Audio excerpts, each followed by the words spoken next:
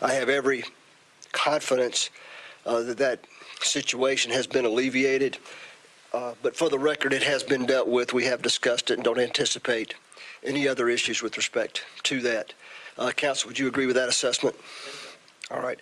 And Mr. Holbrook, your attorneys have stepped out for a moment, but I will assure you that's what took place, and and I'm sure you would agree with that assessment that, frankly, one thing that I was concerned about is the possibility, perhaps, that something you might be telling your attorney at counsel table, which is intended to be private, remains so. Yes, sir. And I've been given every assurance that that won't happen. All right, sir? Yes, sir. All right. Could we check, please, on Mr. Warwick and Mr. Jarvis? Thank you very much. All right.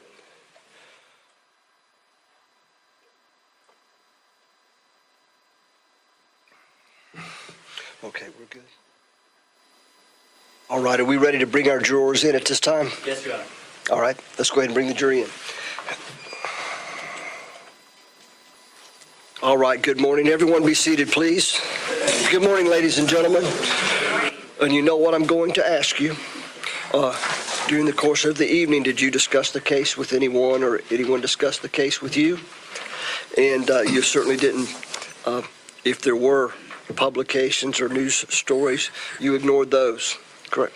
All right, very well. Thank you very much. We're ready to proceed. In fact, our witness is on the stand. Could you identify yourself, please? Yes, my name is Jenny Tomalin. All right. Could you raise your right hand to be sworn, please? Do you solemnly swear and affirm that the testimony you're about to provide will be the truth, the whole truth, and nothing but the truth? Mr. Drake, go right ahead, sir. Thank you, Judge. Good morning, ma'am. Good morning. Would you please state your name for the record? Yes, it's Jenny Tomalin. Could you spell your last name, please? T-O-M as in Mary, A-L-I-N as in Nancy. Were you formerly known as Jenny Demasio? Yes. Could you spell Demasio, please? D-E, capital M as in Mary, A-C-I-O. Thank you. Where are you currently employed, ma'am? Verizon Wireless. What's your position with Verizon? I'm a senior analyst. Are you also a custodian of records for Verizon? Yes, I am. Did Verizon receive any court orders for T3 intercepts related to phone number 850-699-7367? Yes. Could you briefly explain what is a T3 intercept? A T3 intercept is a form of surveillance where law enforcement is set up to receive audio and content of a specified telephone number. Is a court order required to obtain that information? Yes. I'd like to hand you two exhibits. The first one is State's Exhibit 27A, then I'll move to 27B. If you will take a look at these and tell me if you recognize them.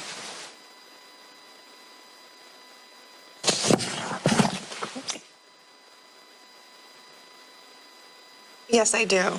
If you would, please tell me how you recognize State's Exhibit 27A. This is the court order, one of the court orders we received for the setup of the surveillance, the T3 intercept. Did Verizon comply with that court order? Yes, we did. What is the date range for that T3 intercept in 27A? September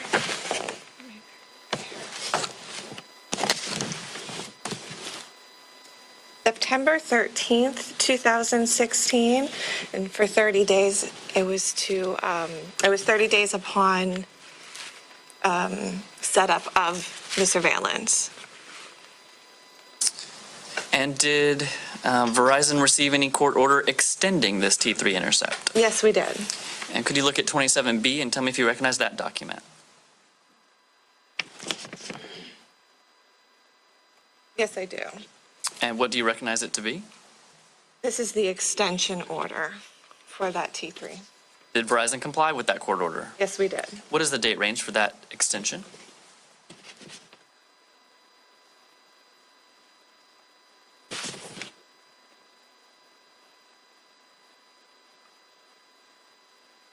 This extended 30 days from the previous order. It didn't specify a specific date, as it was based on when Verizon received the order to extend the original order. Are State's Exhibits 27A and 27B fair and accurate copies of the records received by Verizon authorizing the T3 intercept? Yes. Your Your Honor, this time I move states 27A and 27B into evidence. Any objection? 27A and B are admitted. Those are my questions. Thank you, Judge. Very well. Could you retrieve those? Yes, sir. Questions? Counsel?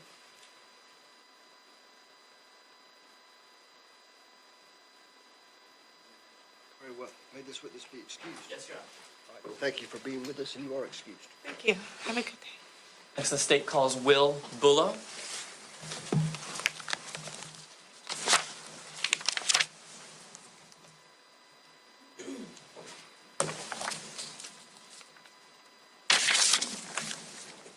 Y'all hear okay?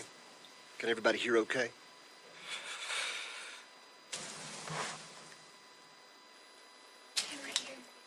Good morning, sir. If you could please clerk, please, to be sworn. Morning. Do you solemnly swear and affirm that the testimony you're about to provide I do. All right, please have a seat, sir, and speak closely into the microphone if you would. Yes, sir. Good morning, sir. Would you please introduce yourself to the jury? Good morning. My name is William Bullough. Mr. Bullough, could you spell your last name for the court reporter, please? It is spelled Bulloughh.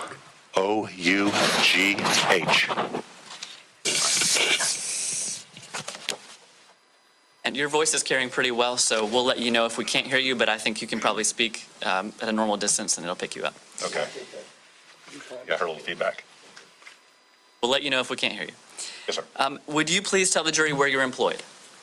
I'm currently employed with the Florida Department of Law Enforcement. What's your position with Fdle? As inspector. And what are your job duties? My current job duties are responsible for oversight of the surveillance program for all of our 7 regions and all of our headquarters assets. Would that include oversight of any wiretaps that are run in the state of Florida? Yes, sir, it would. If you could, I'd like for you to explain for the jury how a wiretap works. What is your role in it? And I'll ask you questions throughout the way, but in this particular case, were you involved in a wiretap? Yes, sir. What was your role in this case? My role was to set up and establish it so that it would function for the investigators. What are the initial steps that are taken when law enforcement seeks a wiretap?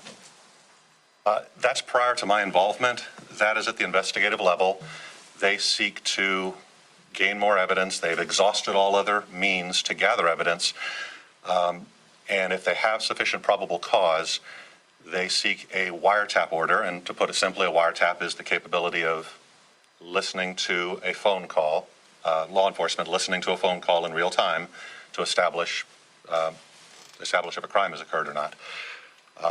So in this case, it starts before I'm involved. When they decide they think that's what they'd like to seek, and they start writing their affidavit, they have the involvement of a prosecution to see if they have sufficient probable cause, and then get to a judge to review the affidavit and see if it's sufficient and will sign a probable cause so that we may proceed with setting up a wiretap and establishing it with the carrier. Once you're to the setup phase, is that where you come in? Yes, sir. And what is it that you do when the setup phase begins? It generally comes in as a request from an outside agency. We provide it as a service, basically, to any agency that isn't capable of doing it themselves, or any in-house agents that need that type of service. So it comes in as a request, and we work out a time frame, so we don't set it up way too early. We also don't set it up at the very, very last minute, because we'd like to allow to make sure our connectivity works and to make sure we have time to sufficiently train the monitors. It's not complicated, but we want to make sure they understand the system, as a lot of times I'm not physically there. We travel, set it up, and don't sit there for the duration of that wiretap. Are there basically 2 locations that are involved in a wiretap?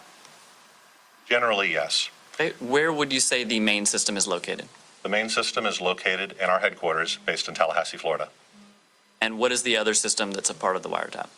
In this particular case, their request was to run the intercept at their regional field office in Pensacola, Florida. Was any equipment taken to Pensacola to facilitate that request? Yes, sir, it was. And what was that? That was a set of 6 laptop computers, a small, like a mini server is the best way to describe it, another more robust computer, essentially, switch, router, the things they would need. Basically, when we bring them, tell people all we need is a room and an internet connection. We'll provide, furniture and things like that. We'll provide the rest, at least the connectivity to make the wiretap function. Could you explain how when a phone company has calls going on its network, how does it get from that phone company to the people who are in Pensacola to listen to the calls?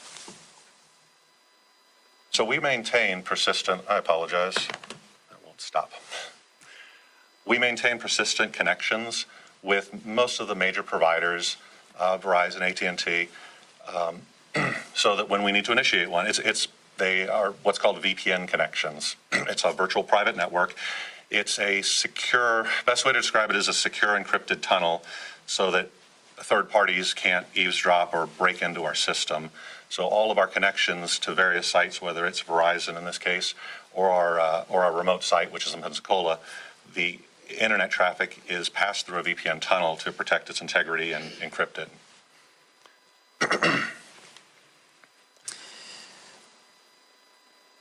What is the actual path of the data from Verizon to the people monitoring the wiretap?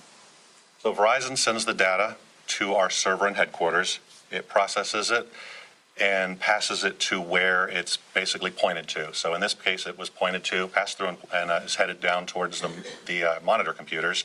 And when I say monitor computers, I'm referring to the people that are monitoring the conversations.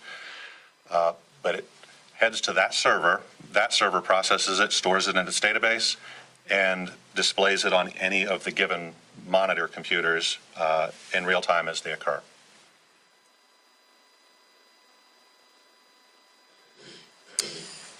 Could you describe, once the data is actually in the Pensacola office where the monitors are, the people monitoring the calls are, how do the mechanics work at that point in terms of listening?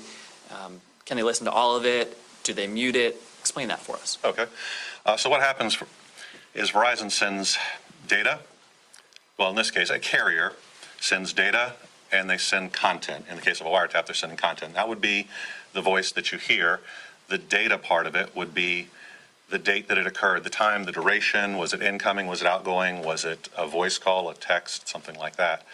So those travel separately because they're coming from different channels from Verizon, pass through our system, and when they get to their destination, the system sees that they are generally happening at the same time frame, so it merges those records together. So the monitors see on their display a record, much like a spreadsheet, a record of the date, time, the duration, so they have some context for that communications event. But they also hear the audio in real time. It shows a little, kind of a fancy little waveform, and it plays through the duration of the call, minus other rules that are in place. What other rules are in place as the monitors are listening to the calls? These are referred to the rules of minimization. Those dictate, they're not dictated by me or my agency, those are dictated by the prosecutor that is assigned to that case. They make the determination how long and under what circumstances the monitors may listen to a given call. So if a call is discussing the crime in question relating to the wiretap, then they may continue listening. If they're discussing something that's referred to as non-pertinent or something not relevant to that crime or just casual conversation, then at a prescribed time, they're mandated to what's called minimize. And that means they'll press a button that's on the screen that tells the system to minimize it, and it stops the recording. So the recording stops, and they lose the ability to hear it. And then at prescribed intervals, again set by the prosecuting attorney, they may come back and turn it back on and spot check it to see if is a criminal act being discussed. If so, they may continue recording. If not, they will press minimize, and it will it'll stop recording. Finally, could you describe the process of, as everything is concluded, how is this data stored and protected? There are two copies, essentially. There is what is sent down to the site, in this case, the Pensacola office, the audio, all of the records that are processed by the system. And they can export those for review at a later time, for trial, and so forth. But concurrently, the original data that is sent by Verizon is retained on our server based in headquarters. And it's burned on demand So at prescribed intervals, I think it was usually every hour or so, I'm drawing a blank. It takes all the data for that particular case, and we have what's called it's referred to as a jukebox. It's basically a system that holds about 45 Blu-ray DVDs, and at specified intervals, it takes everything for that case and burns it to a Blu-ray disc that's basically sitting in that tray sitting in the system for the duration of that wire. And we'll check it periodically to make sure if it's not getting full. It's generally 25 to 50 gig Blu-rays, so usually that we don't run out of space. But it's all burned onto that disk, and at the conclusion of the intercept, when the case agent says, we are done with it, please terminate it, expire it. At that point, we verify the evidence. Basically, it's a report that we run in the system to say, is everything in the system consistent? Did it record the right amount of data files? Did it record the right amount of audio files? We see that everything checks out. We print a copy of the report, and we eject the disks. I fill out complete a property receipt, and I mail them. In this particular case, I mailed them via FedEx. I have a tracking number in my report to the case agent via overnight delivery, because we want to get them there as quickly as possible. And they, at that point, should be placing it into evidence or the prescribed manner of storage. Once the data that you've described is burned to that Blu-ray, can it be edited? It cannot. Why not? It's on a Blu-ray disc. Once it's written, it can't be edited. It's basically locked into place. If a disc were destroyed, if duplicates were made, that's another matter. But in this particular case, the original 2 discs that we burn are burned concurrently. Basically, they're both sitting in the trays at the same time. So they're date and time stamped, and they produce what's called a hash file, so that it verifies the authenticity of the record, so that if anybody ever did make a copy of it or modify or tamper with anything in any way, the hash file would verify that it doesn't match. So it basically is a safeguard to prove that nothing that is down at the monitoring station or at our headquarters has been tampered with, because the audio sounds the same and the hash file is intact. I should say that the hash algorithm produces a very long alphanumeric code, and they both should match. Thank you, sir. Those are my questions. Garbus? Mr. Warwick, any questions, gentlemen? Very well. May this witness be excused? Yes, Your Honor. Thank you for being with us, sir, and you are excused. Thanks, sir. The state calls Jennifer Hatler.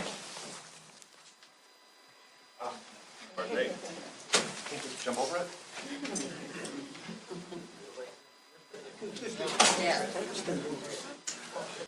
Get it on this side so I can really... Good morning, Ms. Hatler. If you could face our clerk, please, to be sworn.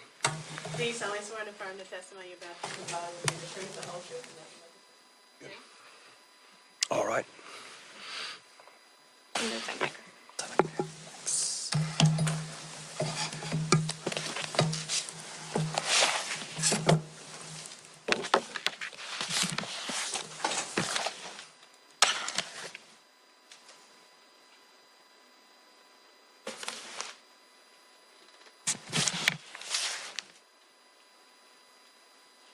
Good morning, ma'am. Morning. Would you please introduce yourself to the jury? My name is Jennifer Hatler. Ms. Hatler, where are you employed? I'm employed at the Florida Department of Law Enforcement in the Biology and DNA section. How long have you worked at Fdle? I've been with Fdle for 18 years. Could you briefly describe what it is that you do? I'm a senior crime laboratory analyst in the Biology and DNA section. My primary duties are to examine items of evidence for biological staining, such as blood, semen, and saliva. I will also collect evidence from items such as clothing and weapons to determine who may have worn or handled that object. I perform DNA testing on those samples and compare my results with DNA profiles from individuals involved in the case and report out my findings. What is your educational background? I have a Bachelor's of Science in Marine Biology from the University of West Florida. Did your formal education include the study of DNA? Yes, it did. And could you describe what concepts were taught to you as part of your degree? Well, as a requirement, a national requirement for all DNA analysts, you have to have a physical or natural science degree, as well as genetics, molecular biology, biochemistry, and statistics. So I've taken all of those courses, which all include DNA testing. Have you received any specialized training at Fdle pertinent to your specific job? Yes, I went through a year-long training program with Fdle that involved written and practical examinations. It included training on DNA testing techniques as well as the history of DNA testing.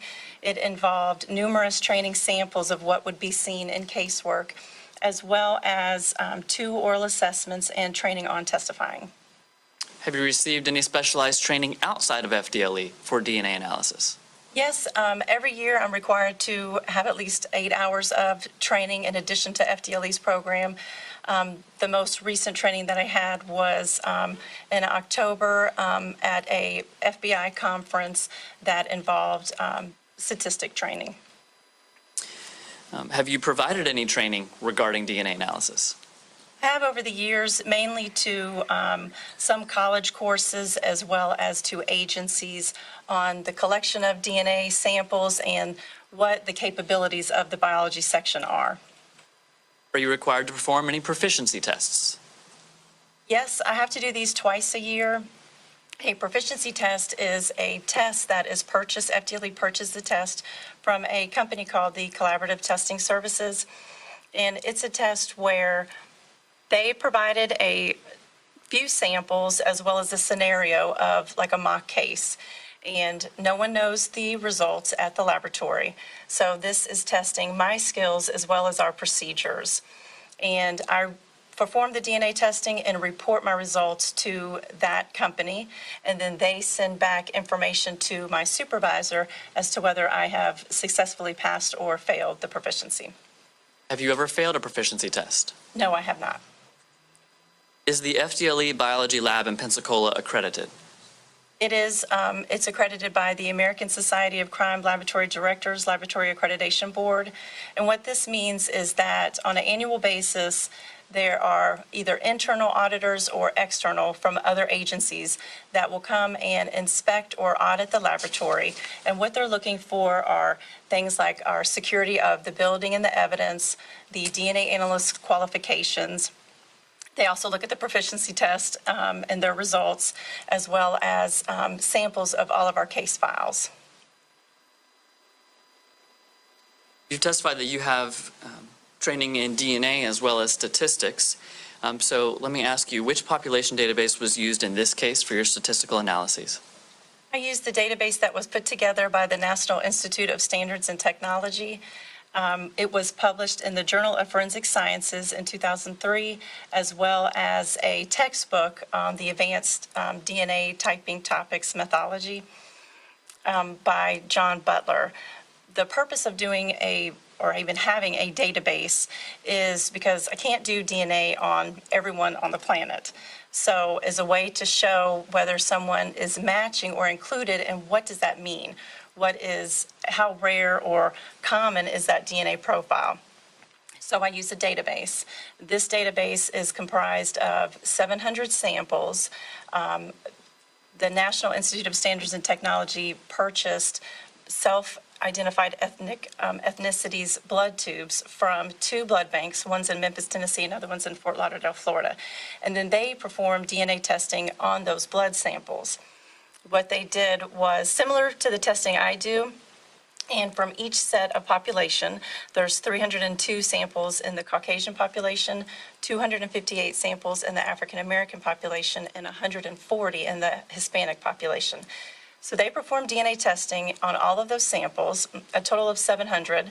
It's comprised of 660 males and 40 females.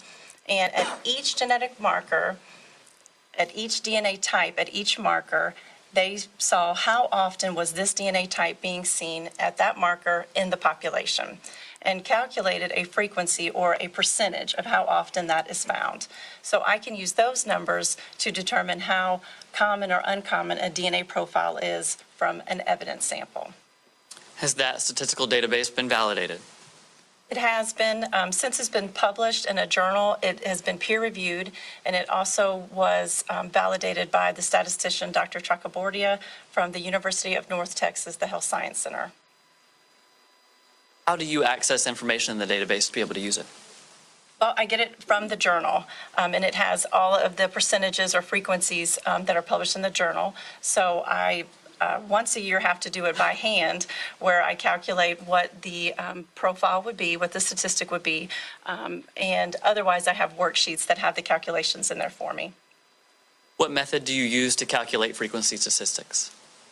I use what's called the product rule, and this is just the multiplication rule. So for each of the genetic markers, I can multiply what that percentage of seeing that particular DNA type is. I can multiply all those together to get an overall profile frequency. These methods that you've been describing, are they generally accepted in the scientific community? Yes, they are. How do you know that? Well, based off of them being published in the journals as well as textbooks and from the conferences and training that I've had. How many DNA samples have you tested in your career? I've tested over 10,000 samples. Have you previously been qualified in court to give your opinion in the field of forensic biology and DNA analysis? Yes, I have. How many times? About 80 times in the 1st, 14th, and 9th circuits.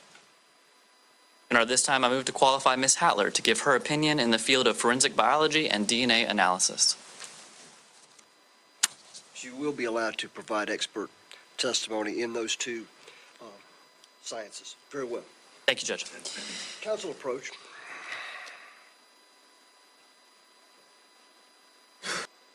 Ladies and gentlemen, the reason I called the attorneys up, something that they were about to become acutely aware of, had been brought to my attention, and that is the touchscreen that's in front of Mr. Drake might have a problem with it. It had just been brought to my attention. So what I'm going to do before he began further questioning our witness and wanting to use that touchscreen is to see if we can get that repaired in good order or actually move him over to another touchscreen. Okay? That being the case, we're going to be in recess for, if we can't fix it in 10 minutes, we're going to move to another one. But from an expectation standpoint, we'll be in recess for approximately 10 minutes.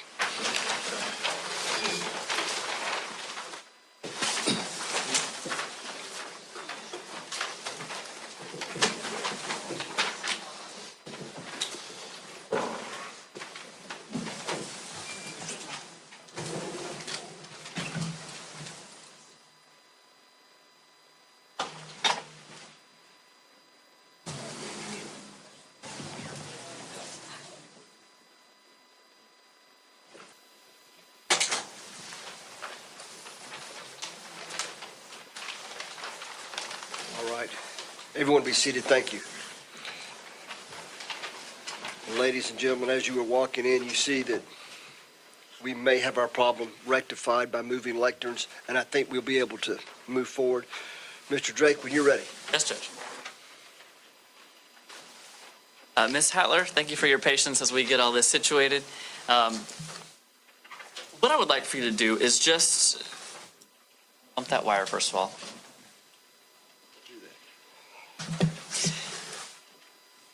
Could you just briefly describe, for anyone who may not be familiar with it, what is DNA? DNA stands for deoxyribonucleic acid, and it is found in all cells of your body except for mature red blood cells. And sometimes it's called the blueprint of life, where like a house blueprint code says, you know, you have one front door and how many windows and the pitch of your roof. A DNA will tell your body to become hair cells or heart, and that we have 2 arms and 1 head. And you inherit half of your DNA from your father and half from your mother. Now, earlier when we were discussing your qualifications, you talked about your experience in identifying DNA profiles and then a separate part of determining the statistical significance of those profiles. Is that accurate? Yes. What I'd like to do is break those down and ask you a few questions of each step. So in the DNA analysis step, would you please describe the process that you go through for identifying any DNA profiles present in a sample? Depending on what kind of item I'm looking at, I will examine the item. If I have any staining, such as red-brown stains, I will perform a chemical color test to determine if it's possibly blood. Then I can either swab that item or cut the item, and I place it into a really small tube and will add heat and chemicals to that tube. And this is, what I'm trying to do is break open the cells to release the DNA. I then find out how much DNA I have present, and then I will perform what's called PCR, or polymerase chain reaction. And this is some more heat and chemicals to the sample, but what's happening is it's like a molecular Xeroxing that's happening. The DNA is getting copied over and over again, so much to where it makes it enough that I can visualize it on the next step, which is called a genetic analyzer. It's the instrument that we use at Fdle, and I'll put my sample onto that genetic analyzer, and then I can visualize what the DNA looks like on a computer. So what I look at, it's like a EKG readout where I'm just looking at peaks, and the peaks represent the DNA profile. What is an example of unknown DNA?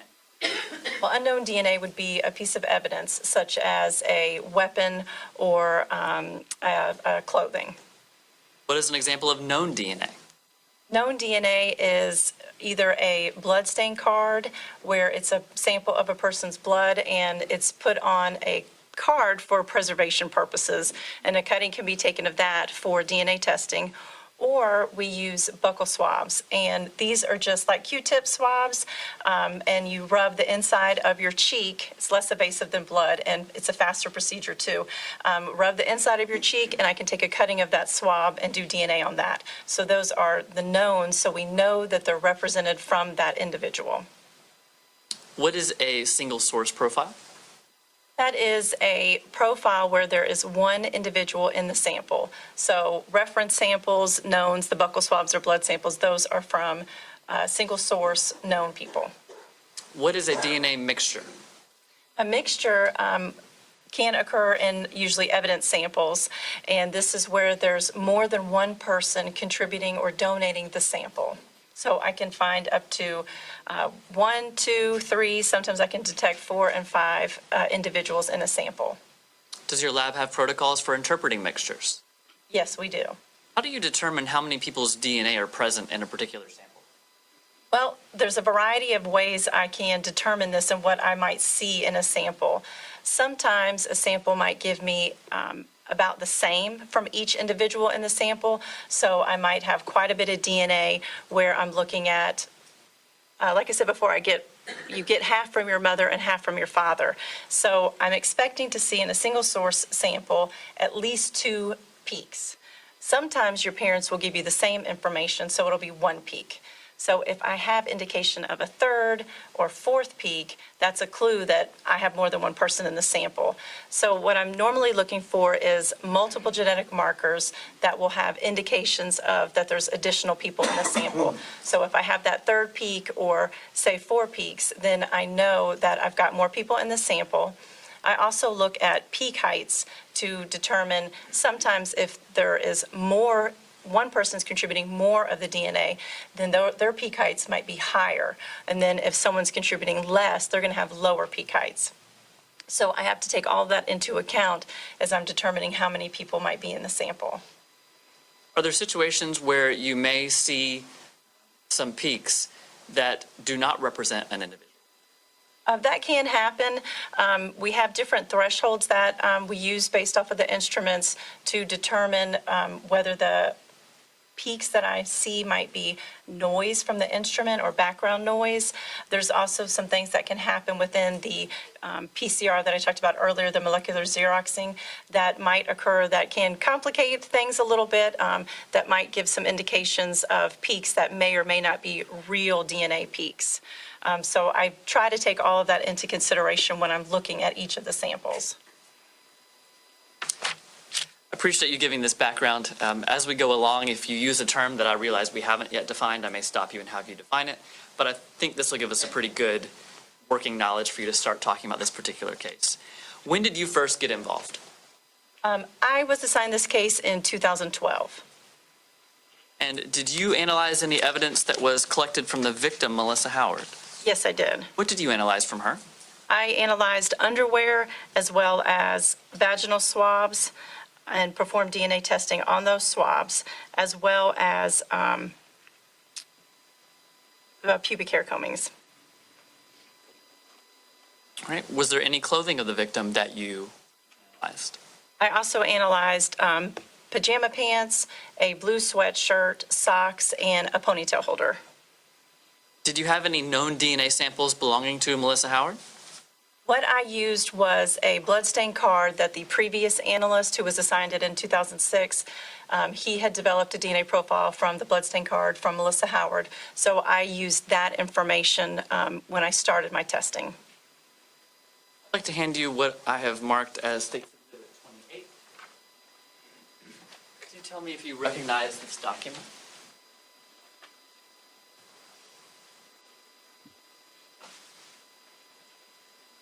Yes, I do. What do you recognize that to be? This is the DNA standard from Melissa Howard that the previous analyst had analyzed. Is that a fair and accurate copy? Yes. Judge, I move States 28 into evidence. 28's in without objection. What I'd like to do so that the jury can see what you're looking at, bring it up on the screen.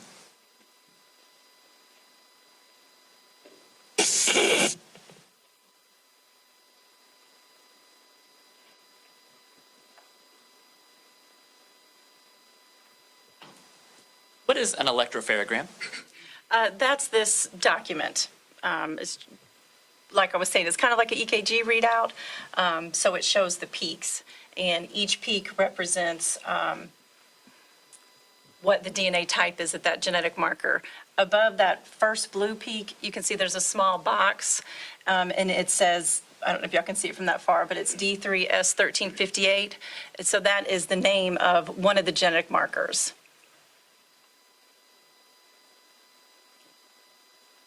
So I have a touch screen here. Yours, unfortunately, is not touch screen.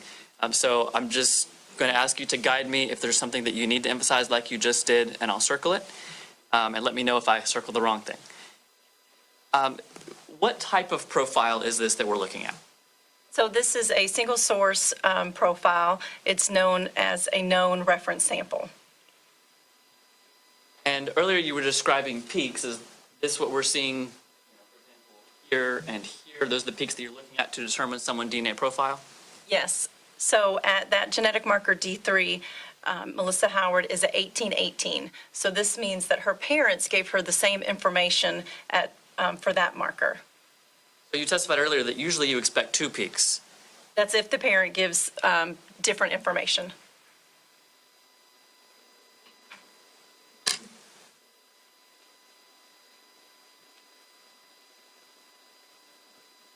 For example, if we scroll down a little bit, where we see these pairs of peaks, is that where each parent is giving a different chromosome? Yes. The first area is the X, and so that tells me that the sample is from a female, so she's an XX.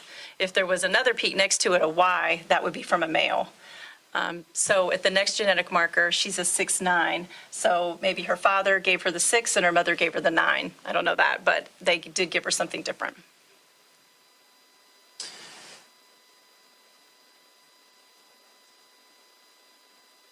I'd like to talk to you about the underwear and vaginal swabs that you analyzed. States 16A and 16B.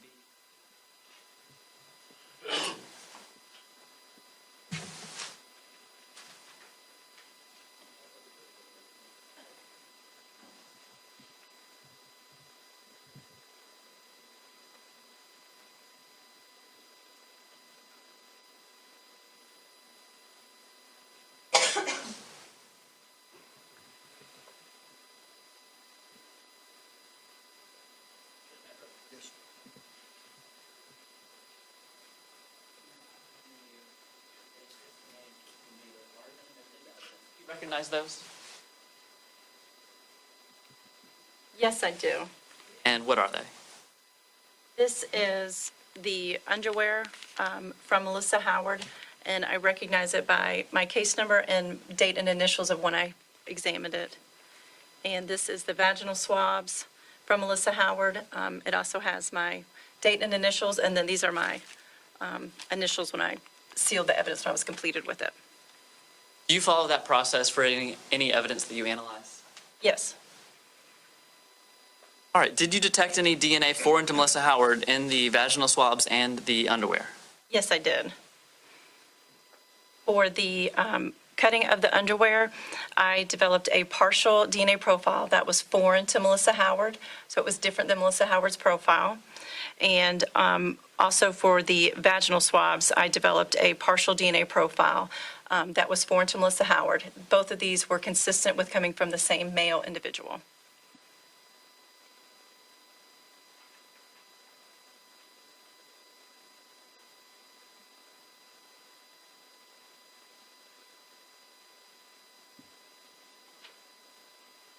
And I'm going to hand you State's Exhibit 29. Can you tell me if you recognize this electropherograph?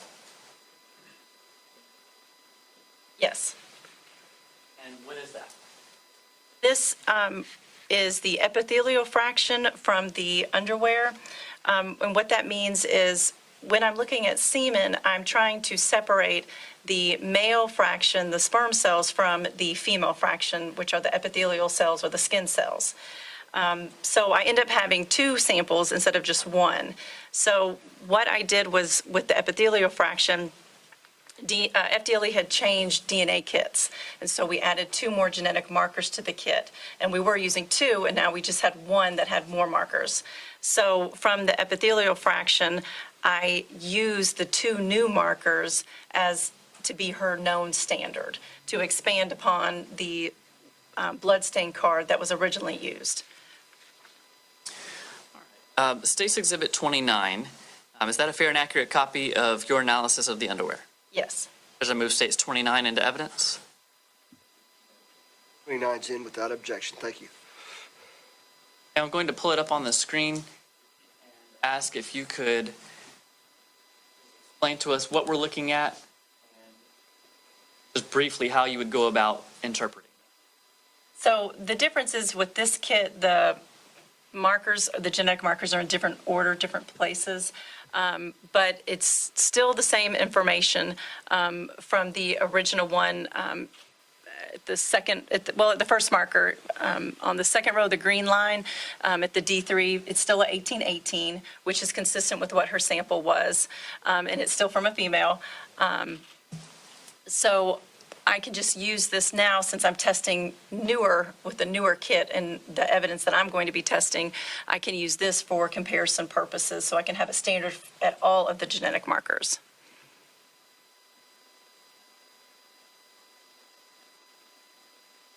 Yeah, so now the female peak, the XX, is in a red dye now. Now, when you observed a foreign profile that you said was consistent with each other from the underwear and from the vaginal swabs, were you able to determine a match for the foreign DNA? Yes, I was.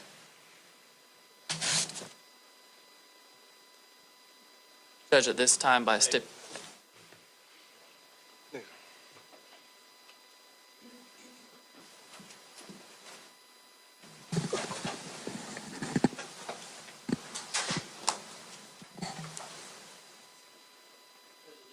stipulation of the parties, I move into evidence State's Exhibit 36 is a buccal swab from Michael Holbrook. State's Exhibit 37 is a buccal swab from Brian Howard.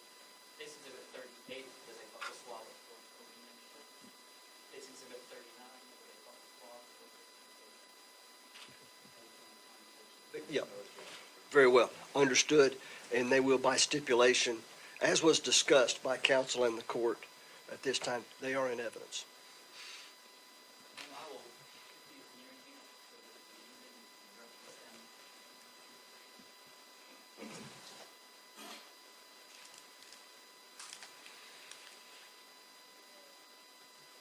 Recognize State's Exhibit 39.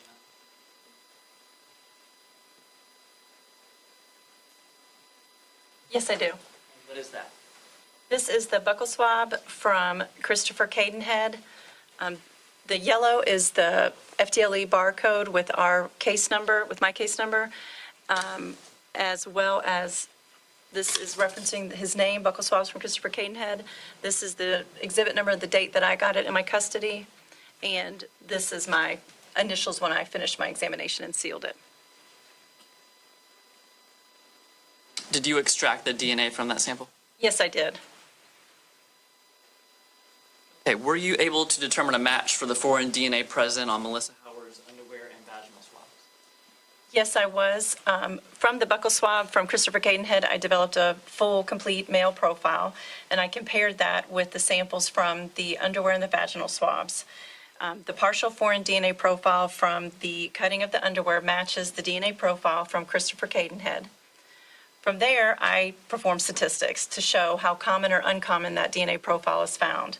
So for 15 of the genetic markers, the frequency of occurrence of the partial foreign DNA profile from the cutting of the underwear for unrelated individuals is approximately 1 in 23 quadrillion.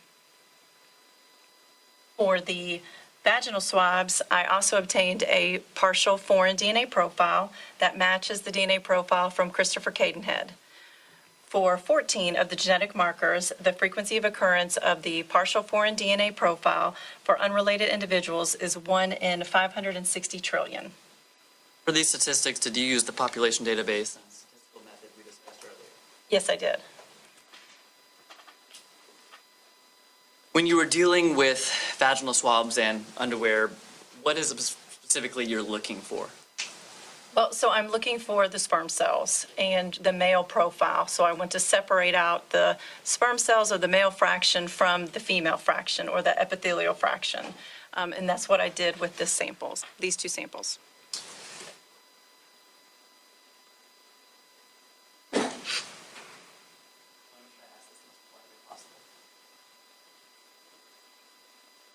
Would these samples have to be collected the same day of an intimate encounter in order for you to be able to detect? Not necessarily. Usually we prefer if it's collected within 72 hours, but we can get results after 5 days. It kind of depends a lot on the activity of the woman and of the item. Bathing, of course, is going to remove some of that sample, or different exercises, or everyone is different with their body. So the sooner the better, of course, but especially with underwear, it could stay, if it's in an AC environment and not washed, it could last for years. I'd like to move on to some other clothing items and just ask you for each one. So for the victim's socks, did you obtain any DNA results?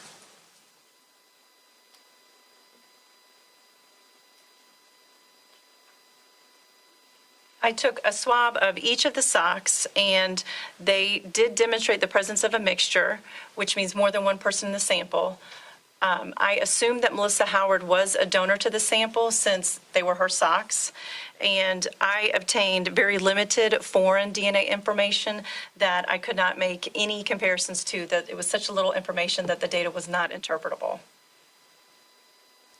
How about from the hair tie that was collected from the victim? Did you obtain any DNA results in that item? I did. This was the same situation where I assumed that she was a contributor. I did obtain a mixture, and there was such little information foreign to her that it was not interpretable. Described earlier analyzing the pajama pants. Did you receive any DNA results on that item? Or I took several swabs from the pajama pants. One was the front top of the right leg, the left right leg in the front, and also in the back. So 4 swabs of each of the legs. And for the first 3 swabs, the swab from the front right top leg, from the back right top leg, as well as the back left leg, I did not obtain any DNA results. So I got no results at all from those samples. From the left top leg on the front, I obtained very little information, and due to the low amount, the DNA is not interpretable. Is there a particular piece of evidence that became the primary focus of DNA testing in this case? Yes, it was the sweatshirt. If an item is covered in blood, does that have any effect on whether foreign DNA can be detected? It can make things complicated. when there's a lot of blood, you have a lot of DNA in your blood. So most likely, I'm only going to get whoever was bleeding. It can be difficult because if I have other information, it's also competing with the blood.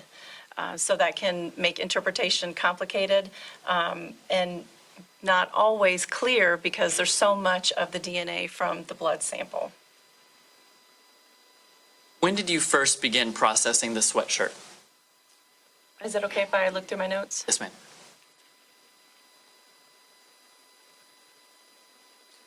In September of 2015. Can you describe for the jury what you did to process that exhibit at that time? The majority of the sweatshirt had a lot of red-brown staining, a lot of blood on the sample. So I was trying to identify something foreign to Melissa Howard. It was her sweatshirt, and her blood was on the sweatshirt. What I did was took swabbings from different areas that did not have as much blood, or I couldn't see. It could still be there because it can be light, but I was trying to collect from areas that did not have as much red-brown staining. What was the labeling process that you used to keep track of the various areas that you swabbed? So I did a variety of swabs, mainly focusing under the left arm because this was a region that did not have a lot of blood on it. And I would swab the area and then label on the sweatshirt the area that I had just swabbed. And then I take a cutting of the swab and put that in the tube. So each area has its own sample, its own tube. Now, in court, we refer to the victim's sweatshirt as State's Exhibit 17. Obviously, you didn't have that number at the time. How did you refer to the victim's sweatshirt? It was given from the contributor, from the agency, Crestview Police Department, as Exhibit B20, and then I labeled each area A, B, C, D, and continuing on. So if I understand you correctly, B20 would be the sweatshirt overall, and then B20A, B20B, those are reflecting different swabs. Right. Could you describe which areas were swabbed and what letters were assigned to them? The first area is the back left upper shoulder seam, and this was area A. Area B was the back left lower seam towards the back here of the shoulder, under the arm. Area C was the back of the left sleeve. It was kind of a big sweatshirt, a little loose. Area D was near the elbow area. Area E was along the seam under the arm on the left side. Area F was the side mid-back area, so it was more like between the shoulder blades in the middle of your back. Area G, or swab G, this was the left side of the lower back, so it was towards the bottom center of the sweatshirt. And area H was a swab towards the upper neck line, towards higher up on the back of the sweatshirt. What I'd like to do is try to narrow down what we're talking about.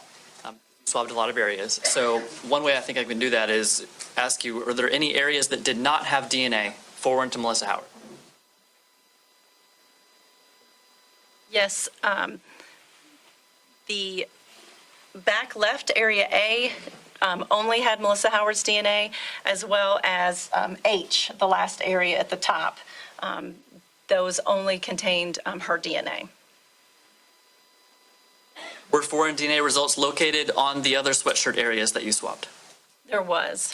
What were the results? Were they single source or mixture results? They were mixtures. So that's how you know there's foreign DNA, is that right? Yes. Okay. Which mixtures had DNA that did not belong to Melissa Howard? You can just use the letters if you'd like. Okay. Area B, C, D, E, F, and G. Of those you just mentioned, were any of the foreign DNA results uninterpretable? Yes. Which ones were those?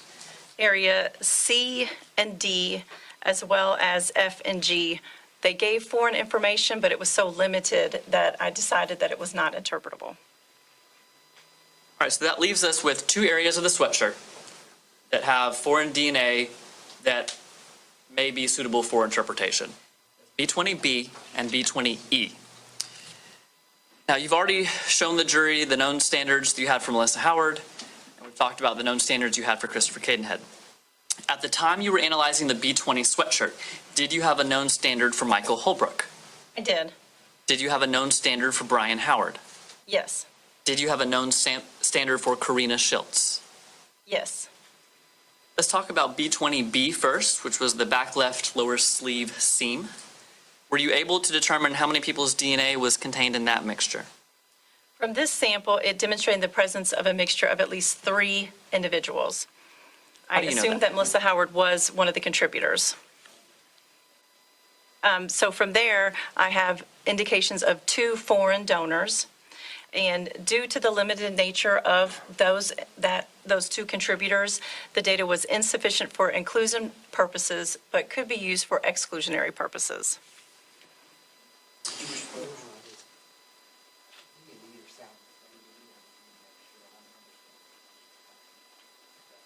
Right now, I'm B, as in boy. Yes.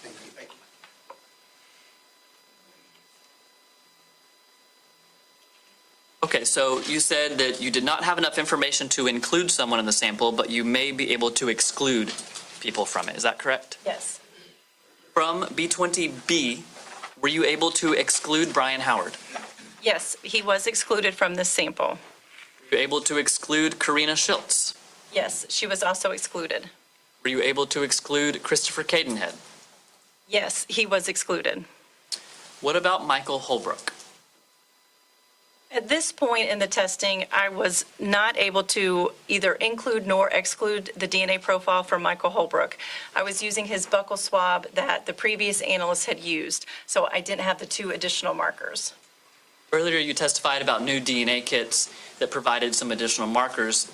Did you eventually compare Michael Holbrook's standard using that kit to the B20B sample? Yes, I did. I requested his Buccal Swab back so I could test it again with the new DNA kit that had all 15 markers. And when I did that testing, I was then able to exclude him from the sample from area B. At the time of your analysis of this sweatshirt in 2015, did you have known DNA standards for David Russell Holbrook? No, I did not. Let's move to B20E as in echo, the left side seam underarm area of her sweatshirt. Were you able to determine how many people's DNA was contained in that mixture? This sample also demonstrated the presence of a mixture where I assumed that Melissa Howard was a donor, and I determined that a partial foreign DNA profile was obtained.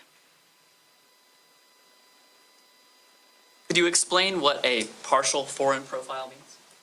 Well, a partial means that I'm not obtaining information at all of the genetic markers. So this can happen for single source samples or mixtures where I don't get information at all 15. So that's what the partial means, is I wasn't obtaining foreign information at all of the genetic markers. Are you still able to make comparisons without a full profile? Yes. Were you able to exclude anyone from the B20E sample? Yes, I was. Were you able to determine, was Brian Howard's DNA present in B20E? No, he was excluded. Was Karina Schiltz's DNA present on B20E? She was also excluded. Was Christopher Cadenhead's DNA present in the B20E sample? He was excluded. Was Michael Holbrook's DNA present in the B20E sample? He was also excluded. At this time, did you have David Russell Holbrook's DNA standard? No, I did not. Did you request any steps be taken after you determined that you had a partial foreign DNA profile, but that these various people were excluded? I did.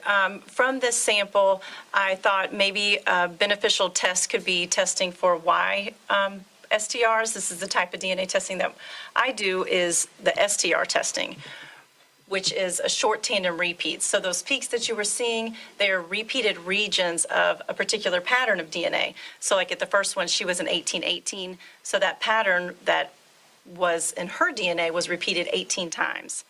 So we have another test that Fdle does, not in Pensacola, but it's done in a couple of the other labs. And it focuses only on the Y chromosome. females don't have that, right? Her sample didn't have a Y peak. So I thought this sample was giving me indications of a male, but it wasn't a whole lot of information.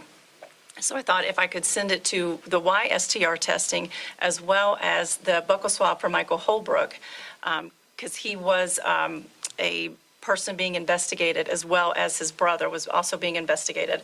So if I could send that to the YSTR testing, I may be able to determine, is it a profile from a male lineage that's related to Michael Holbrook?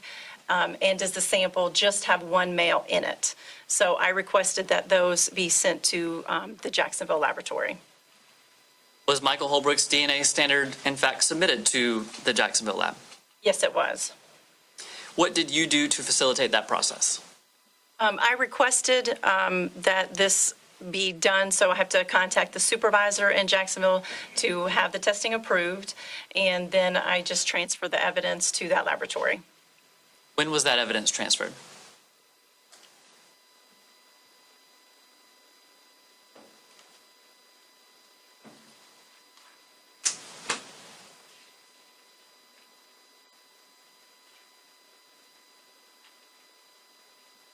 It was transferred in March of 2016.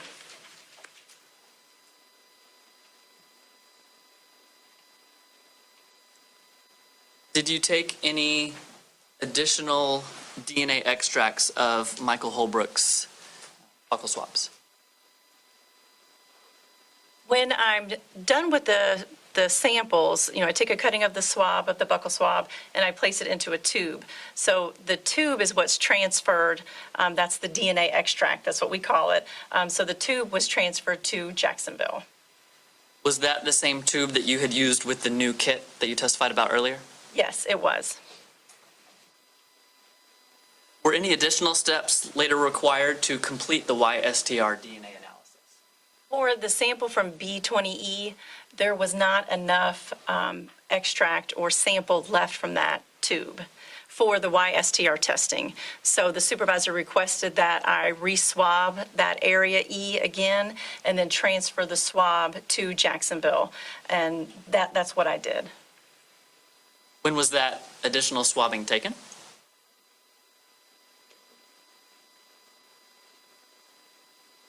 I took the additional swab on March 8th of 2016. And did you send it to Jacksonville? Yes. During the course of your work on the B20 sweatshirt, were any other swabbings taken? Yes, I was requested to take some additional swabbings. What letter markers did you use for that process? I went through I, J, K, L, and M. Now, anytime that you are processing evidence, are you required to document what you're doing? Yes, throughout the identifying or screening or examining of evidence, I'm taking notes, and when I'm extracting the DNA and breaking open those cells, I have worksheets for the chemicals and the timing, so I have all those notes, and they're all in the case file. What methods of documentation are you permitted to use? I can write or handwrite my notes in a pen, or I can type them on a computer or a laptop. As I'm examining the evidence, I can type. I can also use a scanner to scan the packages, and I can use a camera and take pictures of the evidence as well. And I'm going to hand you State's Exhibit 31A.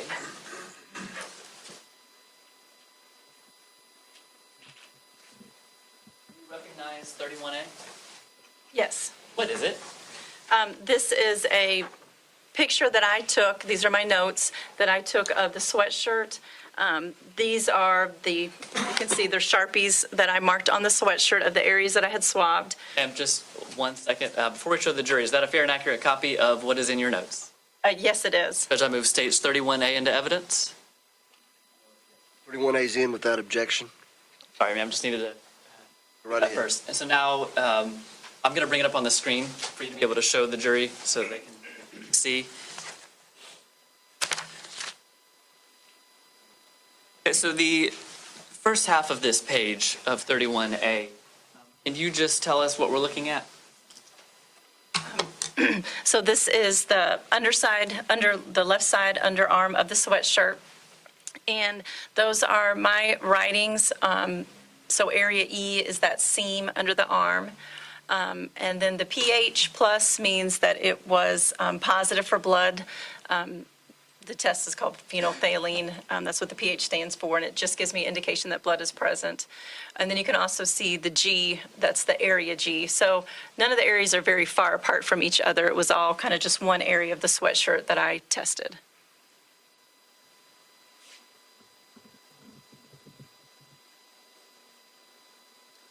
Was any DNA foreign to Melissa Howard? Oh, before I get to that, talk about the bottom half of the page where we see some additional lettering. So what is on the bottom half of the page? So I was requested to do some more testing. So these are some additional swabbings, I, J, K. They're additional swabbings that I took of the sweatshirt.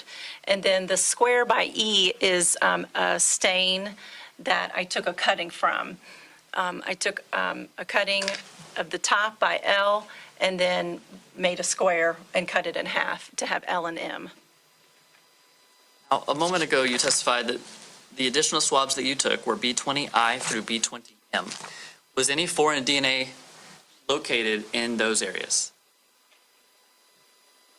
There was, but for only one of the areas. Which area was that? It was area M. And was the information on B20M interpretable? No, it was not. It was very limited information, so it was not interpretable. Did you have any problems with the analysis of the B20I through B20M swabs? I did. With the cutting that I took from L, I had contamination. So I figured out during my processes that I had done something wrong. When I looked at the electroparograms, the peaks for this sample L, there was quite a bit of DNA in there, which was not typical for this case. I was only really getting the DNA profile from Melissa Howard in the case and maybe some foreign additional information, but not a whole lot. And this sample gave me a lot of information. So I was like, oh, what did I do? I've done something wrong. So when I went back through, we have procedures for this type of thing. And when I went back through, I have to redo the PCR where I make the copies again, and it was still there. So I have to backtrack a little bit further. So I know it didn't happen during the PCR step, or when I'm loading my samples, carryover can occur, carry over one sample to another sample. So I kind of eliminated that, and I kept backtracking. And when I was looking through all of my project of all of the data, because I do more than one case at a time, I'm working multiple cases. I was looking through the data. I can also look at myself, at my own DNA profile, and all of our staff's DNA profile. So everyone was eliminated, including myself. So I started looking through the project, and I realized that it was from a cutting that I had taken right before I worked the sweatshirt. So in my processes, I figured out, I'm pretty sure that what I did was not clean the scissors. So I took a cutting of the underwear, I cleaned my area, but not the scissors. I'm pretty sure that's where it came from.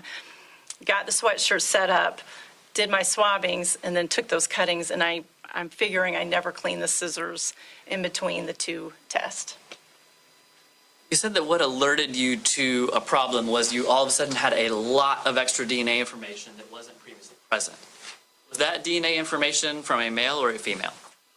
It was a mixture, but it was from a female, and most of the time I could easily tell Melissa Howard was the major contributor for most of the for all of the samples, except for this one at some genetic markers, it wasn't as clear, and that was another indication that I've probably done something wrong. Once you realized what had happened, you made the connection between the prior case with the underwear that you had cut, and now you've made this cutting. Were you able to retest area B20L? Yes, what I did was kind of on the outside, I took another cutting with clean scissors this time. And I'm pretty sure I probably cut the letter L, but I made like a half circle, like a mushroom over that, as a way to cut to show that the sample is clean now. I see gloves over there. If you could go ahead and put on your gloves. And Madam Clerk, may I have State's Exhibit 17?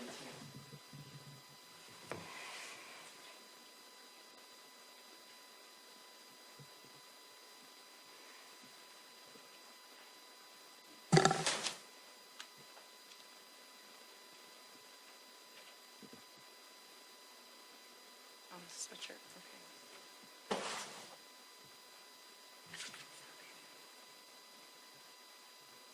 Now, I'm handing you State's Exhibit 17. It's previously been admitted.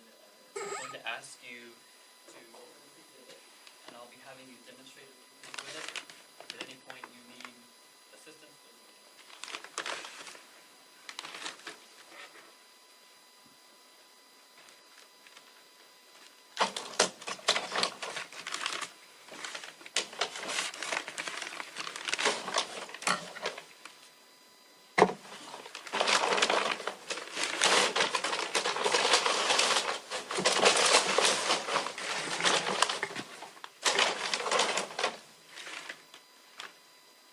Do you want me to take it out? Yes, ma'am.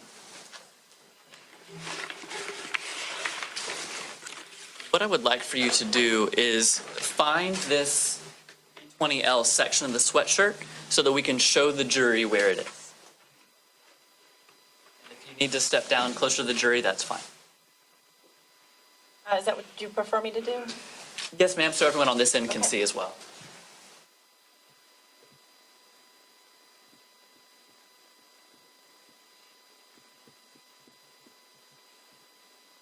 So this is the sweatshirt, and you can see it has quite a bit of blood on it, but this is the area that had the least amount of blood. And this is the cutting that I took, the additional cutting, and then this is the cutting. These stains from before, I don't know if you can tell from the picture, if you could scroll up.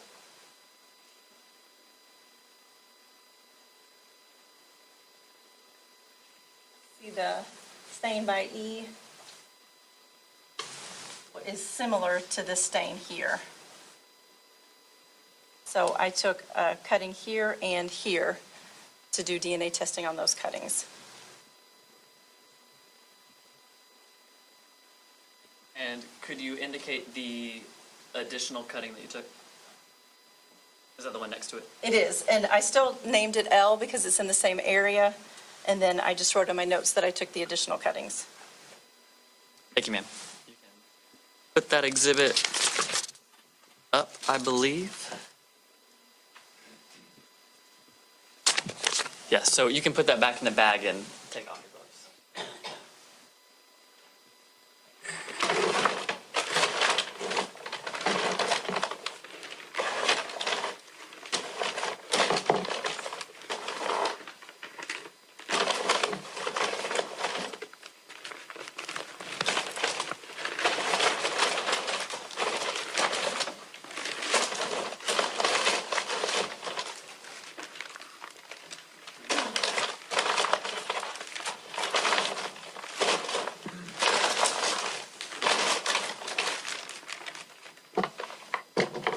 We won't be needing that for any other questions, so if you just want to set that behind you so you have more working space there. We brought over a trash can for you. All right, as you were taking your seat, you said that you documented the fact that you took an additional cutting. Is that correct? Yes, I'd like to show you States 31B. It's in front of you. Could you look at that, please? yes. And what is that document? These are my notes from February 25th, 2016, where I state I took another cutting near Exhibit B20L. It says still called B20L for DNA. Is that a fair and accurate copy of your notes? Yes. Judge, at this time, I move States 31B into evidence. Sure. Yeah, feel free to come take a look.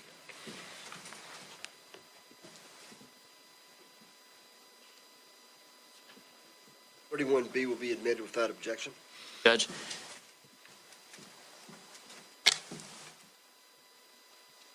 Okay, I'm just going to publish this to the jury just so they can see what you're looking at.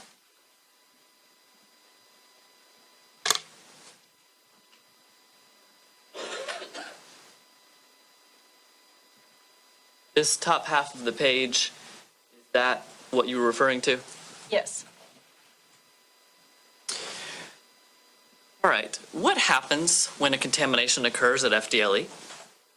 The first thing, once it's identified, is to report it to your supervisor, and then start backtracking as to when the contaminant was introduced.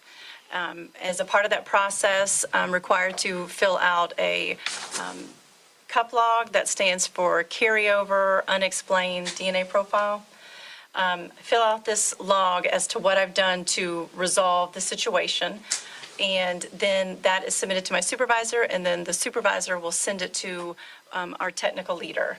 Fdle has 3 technical leaders, and we have one for Pensacola.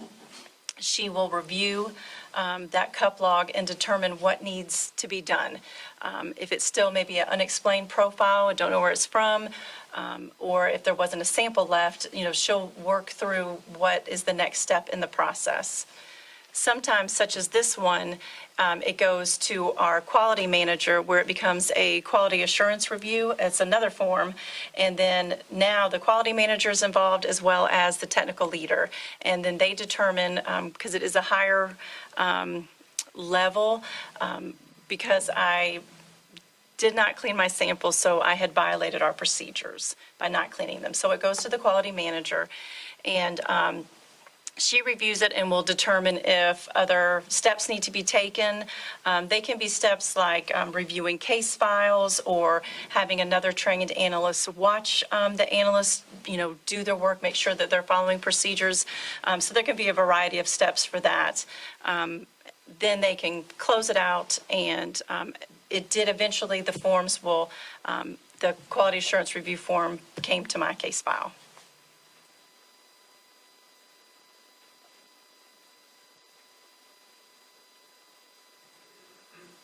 I'm showing you State's Exhibit 32. Can you tell me if you recognize this document?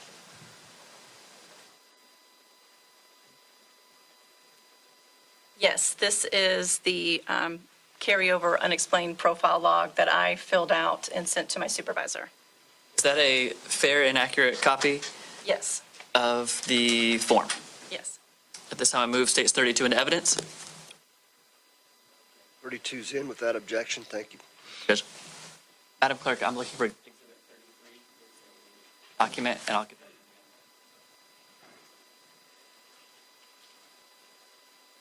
Could you describe for the jury what we're looking at on the CUP log? What are the various components of it?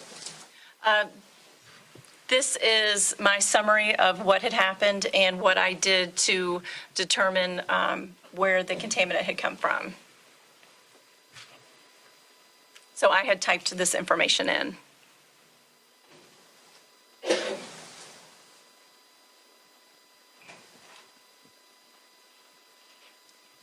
Now, are you familiar with the people who review the CUP log? Yes. You said it was your supervisor and your technical leader. Who were they? My supervisor is the bigger signature. It was Jay Kelchek. And then the technical leader was Lee Clark, the really tiny signature. You mentioned that in this case there was also a quality assurance review form. It is State's Exhibit 33. Already in evidence this case, I don't believe the jury said.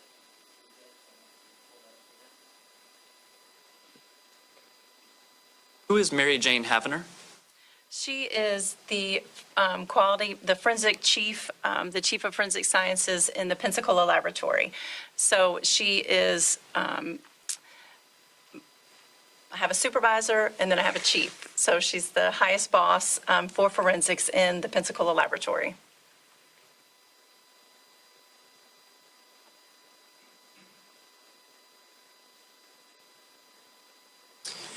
Were there any changes in Fdle protocol in response to this particular contamination? There was, as a way for most of our testing, we are using disposable things such as scalpels or even tweezers to where we can throw them away. But scissors, we typically clean ourselves and then reuse.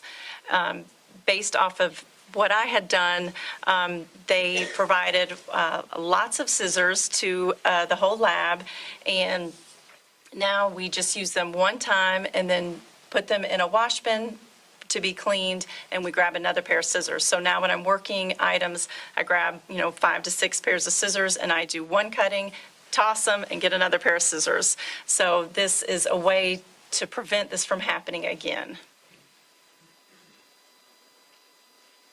Bottom of this quality assurance review form, there are a few signatures. There's the tiny one that was on the previous one.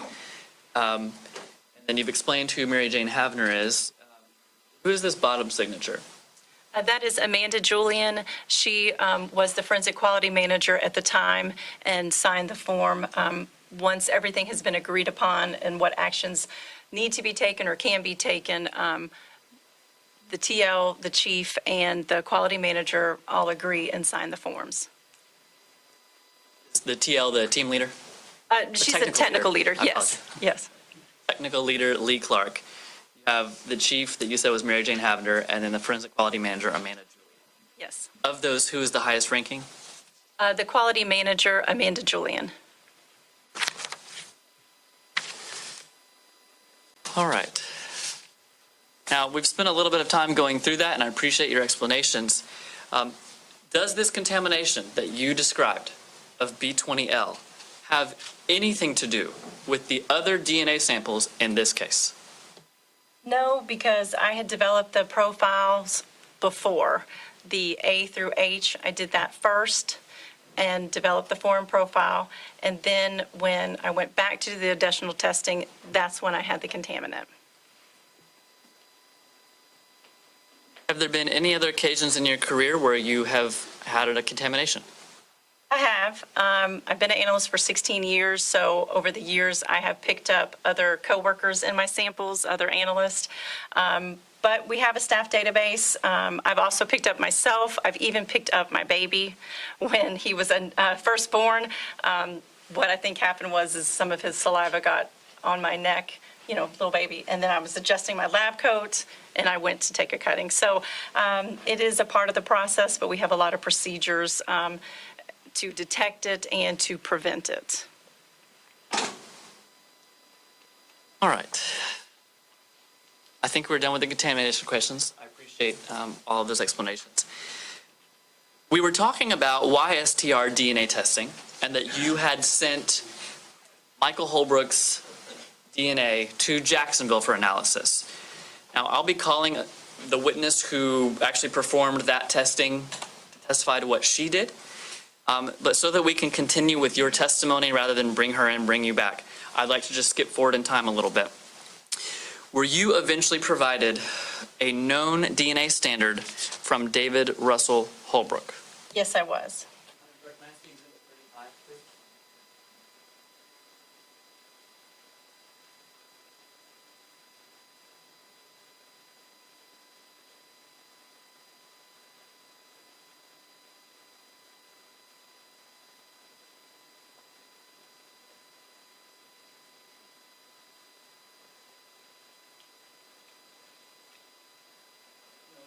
Case Exhibit 35 is already in evidence. Yes, I do. What do you recognize that to be? This is the Fdle case number, my initials and date of when I received the item, and then my initials when I sealed and finished my testing. When was that item provided to you? I received it on May 25th of 2016. Was that before or after the YSTR DNA testing had been performed? It was after. Did you personally extract the DNA from that exhibit? Yes, I did.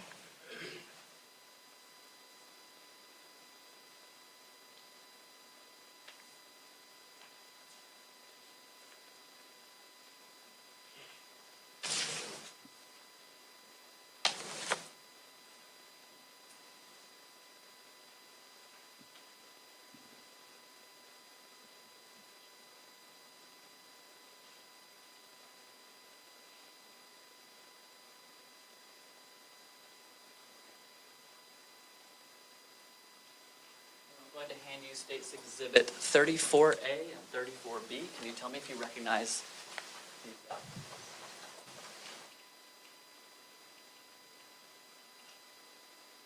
Yes, I do.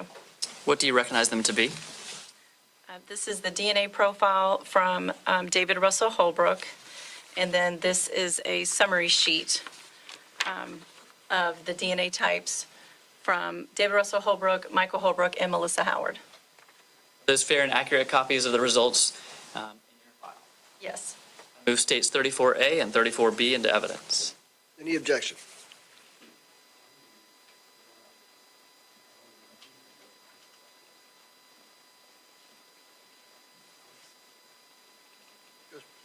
Yeah, feel free to take a look, Mr. Ward.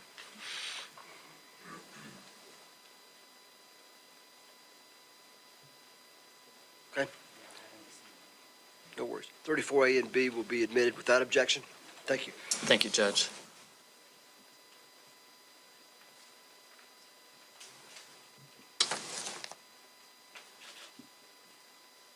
Did you compare the known DNA of David Russell Holbrook with the B20B, as in boy, mixture that was taken from the back left lower sleeve seam of the victim's sweatshirt? Yes, I did. Previously said that particular mixture was not sufficient for inclusion, but may be suitable for exclusion. Were you able to exclude David Russell Holbrook from that mixture? No, I was not.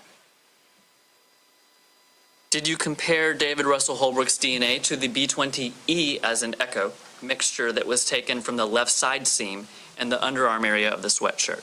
Yes. Again, this sample gave a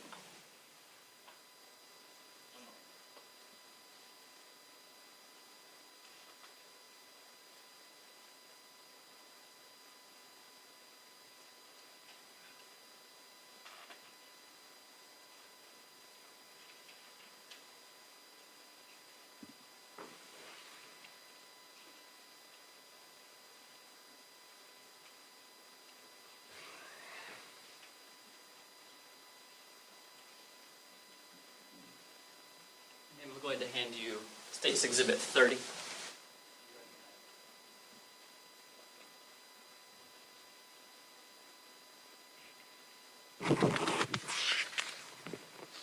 Yes, I do. What do you recognize that document to be? This is the electropharogram of the B20E sample, as well as a zoomed-in copy with my math and notes that I made. Is that a fair and accurate copy of the B20E electropharogram in this case? Yes. This time I move State's Exhibit. Exhibit numbers on that paper, ma'am. 30. State's Exhibit 30 into evidence. Any objection? 30 will be admitted without objection. Thank you.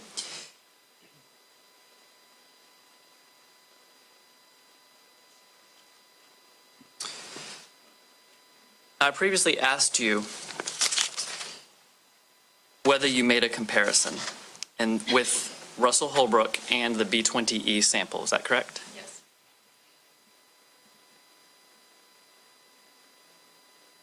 I'd like to show you the B20E electropharogram and the electropharogram from Russell Holbrook, so you can show the jury how you would go about this type of comparison, okay?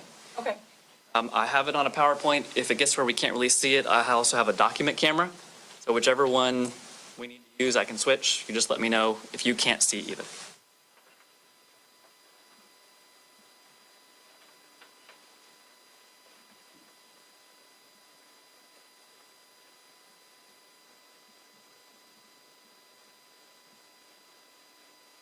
First, I've brought up on the screen the first page of State's Exhibit 30.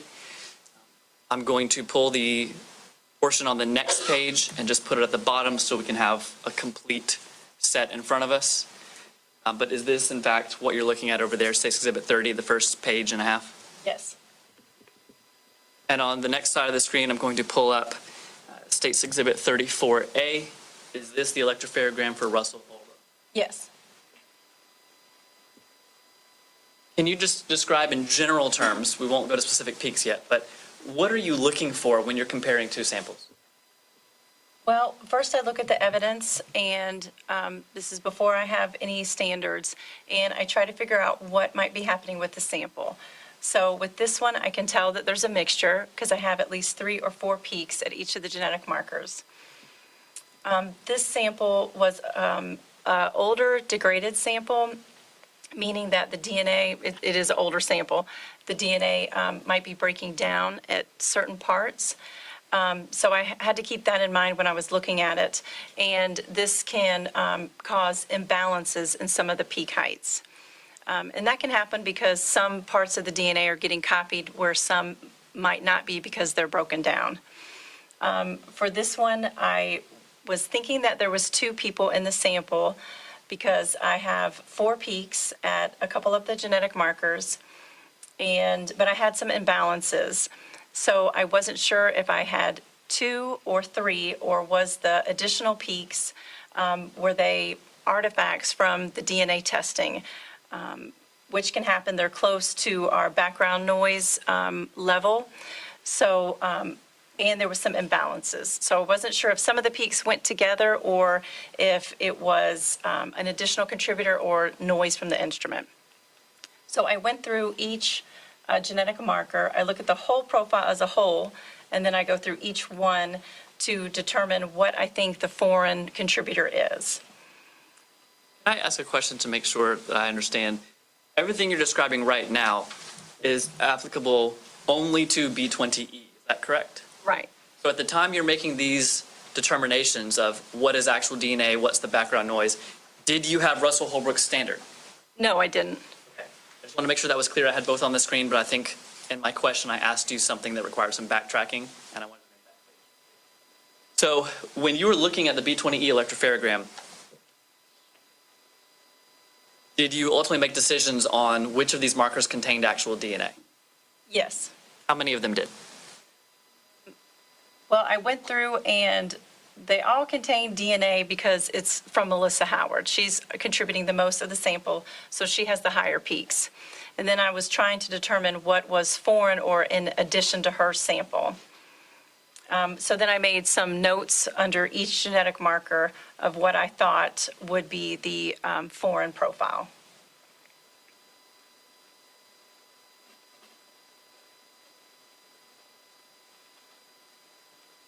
There's a concept I think that might be useful to explain at this juncture. If we look at this first set of peaks right here, it looks like there are several of them present. How can you distinguish what is DNA and what is some type of artifact? The first peak is a lower, shorter peak, and it doesn't have a number associated with it. And then the next one is that 11 that's really big. The 24, 29, I don't know if you can see that, that's just how high the peak is on a scale. So this scale is zoomed in. That first peak is something that happens in the PCR process sometimes. Well, actually lots of times. It's very well known, and it's called stutter. And during the PCR process, there's an enzyme that's making the copies of the DNA, and it will slip off the DNA chain and then come back on. And that slippage will cause a shorter, one repeat unit shorter from the big peak. And you can see it in the standards as well. And so it's a very well-known thing or occurrence that happens within the testing.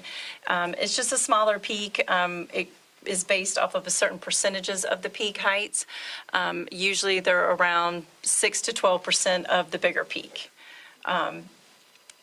So it does not get a label because we know that that is stutter. All right, so I'm going to bring Russell Holbrook's standard back up, and I'm going to move to a next slide where we can kind of take a row at a time because it'll be easier to see, I think. So here on the top of the screen is from B20E. The bottom of the screen is from Russell Holbrook's standard. So can you walk the jury through, if we're looking at a particular genetic marker, how can we tell if Russell Holbrook is contributing to that sample? For the first one, I determined that the 15 was different from Melissa Howard's standard. So I felt like the foreign donor would have to have the 15. Didn't know what the 15 would go with. We have what's called a stochastic threshold, another threshold, and for this it's 300. And anything below that threshold might mean that I've lost a partner peak or a sister peak.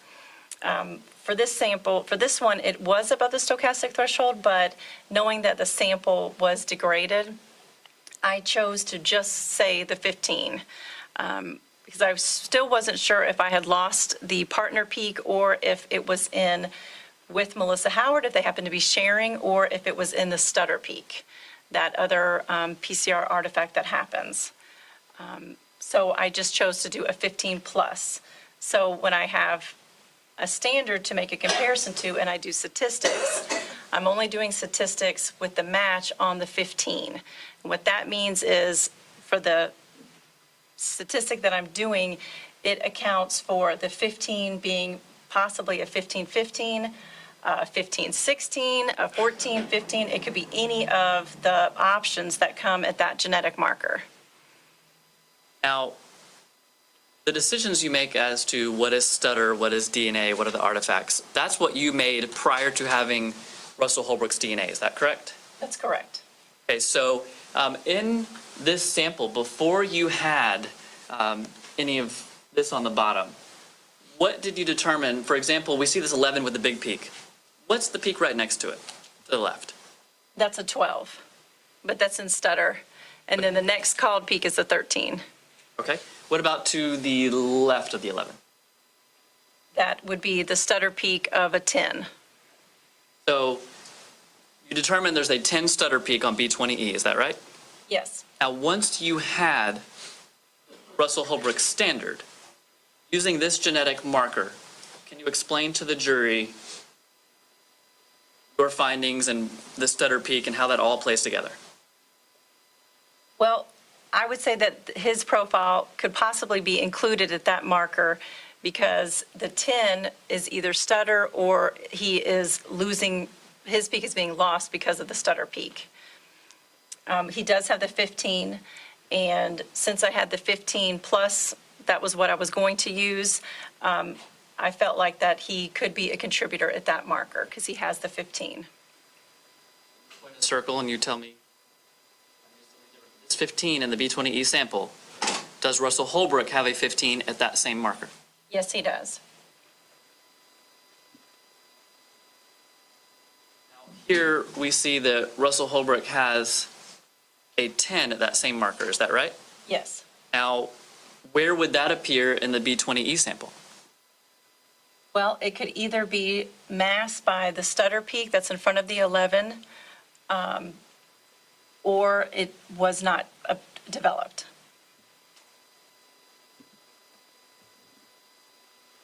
All right, if we can move to this next set of markers.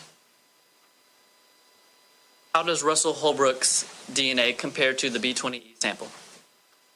From this sample, I determined that a 30 was required. I did have that 29 coming up, and I wasn't sure, is that noise from the instrument, is that a real peak, or is that a stutter byproduct, or is that an indication of a third individual in the sample? So I chose to keep the 30 as that was required as the foreign contributor.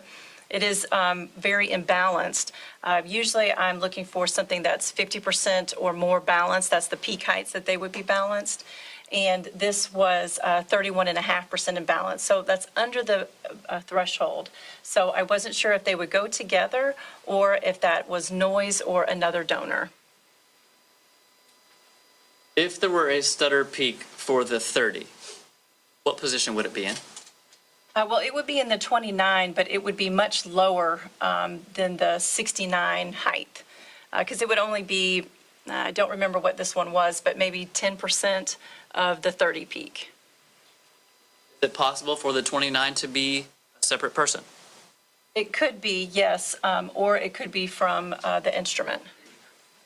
When you say from the instrument, is that the background noise you were referring to earlier? Yes. So when you determined that B20E has a foreign 30, for and to Melissa Howard. Does Russell Holbrook have a 30 of that same marker? He does.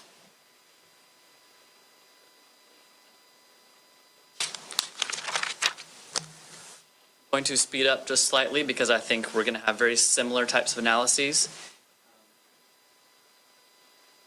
For this next set of markers, is Russell Holbrook contributing to the sample at this mark? Yes, he has the 10, 11.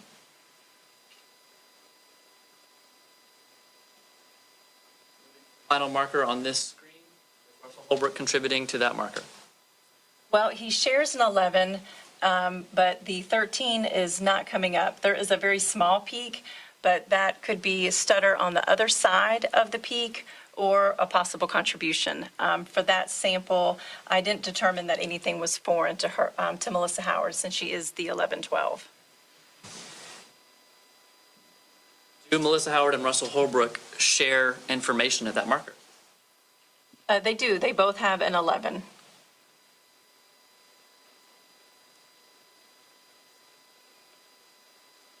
I've now, on the next screen, just moved down a row. If you remember, we started out with the full sheets. I've just moved down a row. You mentioned the 29 peak a moment ago as possible additional person or possible background noise. Were there any other markers in the B20E sample that you believe that also occurred? Yes, with the one in the middle, it's D13. The 11, 12 is from Melissa Howard. And there was an 8 and a 9 that came up. I hadn't seen the 8 in any of the other samples, so I wasn't sure if that was real DNA or if it was from the instrument. And it's very imbalanced. So what I did was just choose that the 9 is foreign, and those two peaks that I wasn't sure about, I felt that they were other limited data that could not be used for comparisons, because I wasn't sure, was I getting two people in the sample, or is there a possibility of a third? Is that also a decision that you made prior to getting Russell Holbrook's standard? Yes. So prior to his standard, at this marker, you would have said Melissa Howard has the 11 peak, is that correct? Yes. What's her other peak that goes with that? The 12. Did you use the 9 as a foreign marker?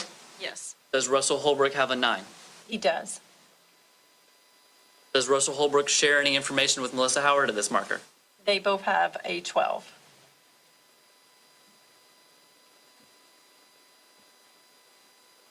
Are there any other markers on this slide that have the limited data like you just described for the 29 and? No.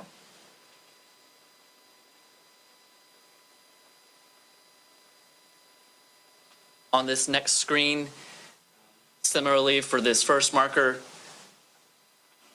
what were your conclusions about the 14 and 16 and B20E? For this, all these black peaks, I determined that there wasn't anything foreign to Melissa Howard. So I don't have any notes stating that there was anything foreign to her. Do Russell Holbrook and Melissa Howard share any information at this marker? They do. They both have a 14. Similar to the question that I just asked you, is there anything on this slide that has the other limited data that you previously described? No.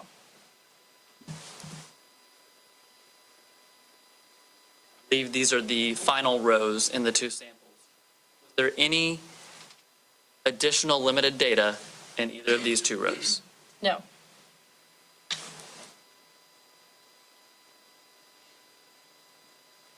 I appreciate the lesson in DNA analysis, but ultimately, here's what we need to know from you.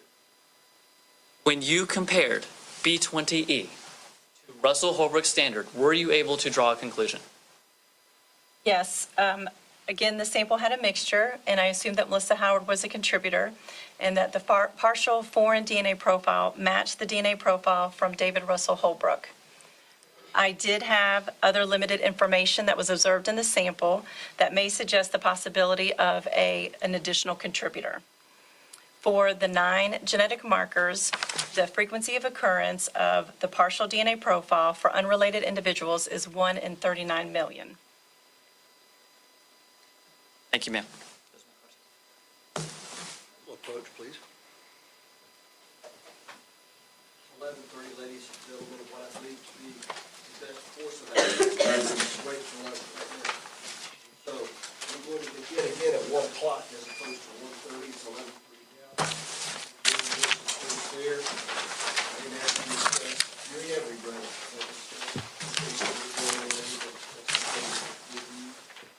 that will not be a problem. We'll be in recess.